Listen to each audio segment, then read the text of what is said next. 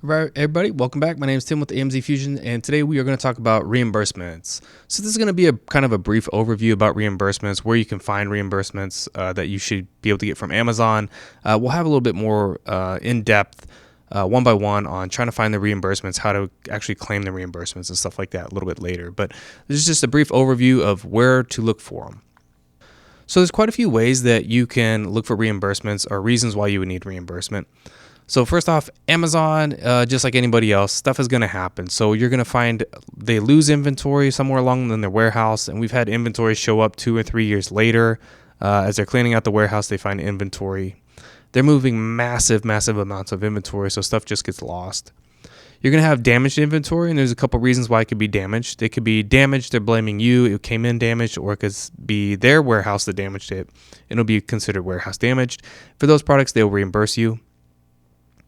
There can be fulfillment fee issues, and we built an entire tool called Fee Fighter to help combat this about fulfillment fees that need to be reimbursed. They've charged you too much for that fulfillment to send the product to the customer, and you deserve a reimbursement for that. You also have customer returns that were actually never returned. So stereotypically, they have a 30 or 45-day window to return products, and if they don't actually return that product, Amazon owes you the money for that product that was never returned. So those are a few different ways you might need returns. Oh, sorry, one more. We got products that were sent into Amazon that were not reconciled, meaning you sent 1,000 units to Amazon and they only received 990. So there's 10 units that are missing. That's one more place you'll look for a reimbursement for. You'll have to provide invoices on your shipment and show that you actually purchased those products, and they will reimburse you for those most of the time. So finding these reimbursements is a little bit difficult. Takes a lot of manual work. You're looking through these Amazon reports, and when everybody had a good system going before, Amazon has now switched the reports to this inventory ledger. And so you have to go in and manually pull these reports and search for adjustments, the different types, and kind of read through these Excel sheets. Again, we'll have a video about that a little bit later on. We're not going to go about it, but just know that to find a lot of these, what we call inventory adjustments, it's going to be in the inventory ledger report, and you'll have to go through there to find them. So software is another way.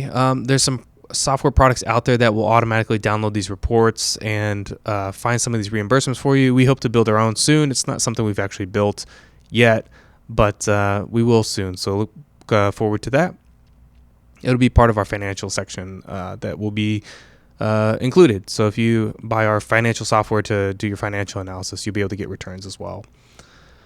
The last thing you need to do or know about is there are services out there that are absolutely wonderful. They specialize in this. They go through the reports. They have employees that will manually submit for these reimbursements, which is required by Amazon, and they take a commission. So unless they're actually finding you money and returning money, you don't actually pay them. So it's really helpful.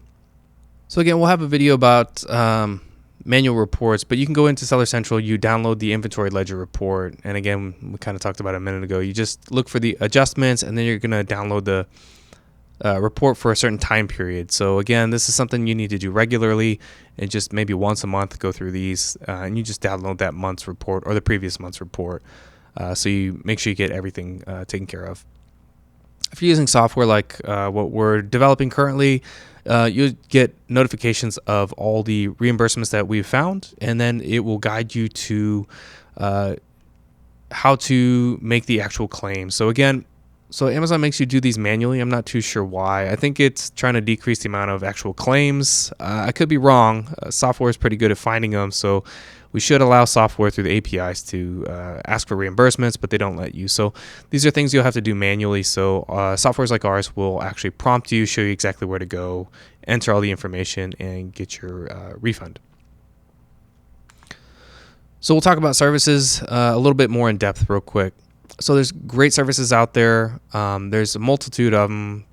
They're sometimes included in softwares that are being sold. Sometimes they are just a separate service altogether. We actually have been using a company called Getida, Getida.com, for quite a while now. They've done really well. They've got a really nice dashboard and layout. And they charge, I believe, 20 or 25% of what they actually get reimbursed. So if they find $1,000 worth of reimbursements, they charge you $250, so you get $750 back. Some people are going to think that these fees are pretty high, and it would always be nice to see something a little bit smaller. But realistically, this is probably money you wouldn't have found or have not claimed. So anything that they can recover, and even if they take 20 to 25%, is more money back in your pocket that was not there before. So think of it that way. These services are a blessing. Even with software and you're doing stuff yourself manually, you might not catch everything. So find what you can, get what you can, and then let the the services reimburse the rest, and take their cut of whatever they can find. I think they're well worth their money. So reimbursements, what do you need to know? There's lots of different ways you can be reimbursed from Amazon, and lots of different reasons. That could be for lost or damaged products at their warehouse, a product that was never received by Amazon, so maybe somebody made a miscount, something like that. It could be a buyer bought something and said they're going to set up a return and never actually returned it. Amazon returned the money, and then they never actually shipped it by the 30 or 45 days that Amazon says they have to ship it back. So you need to make sure you get your reimbursement for those. Whether you do it manually, use software, or use a service, it's definitely something you want to spend a little bit of time and effort into. If you're building your business and you're spending all this hard work and time and effort to build your business, make sure you get all the money that you deserve. So hopefully you found that useful. Again, check out our future videos. We're going to have in-depth videos on how to do each type of claim, whether it's a manual using software or setting up a service. So look forward to those. All right, we'll catch you on the next one. Thanks.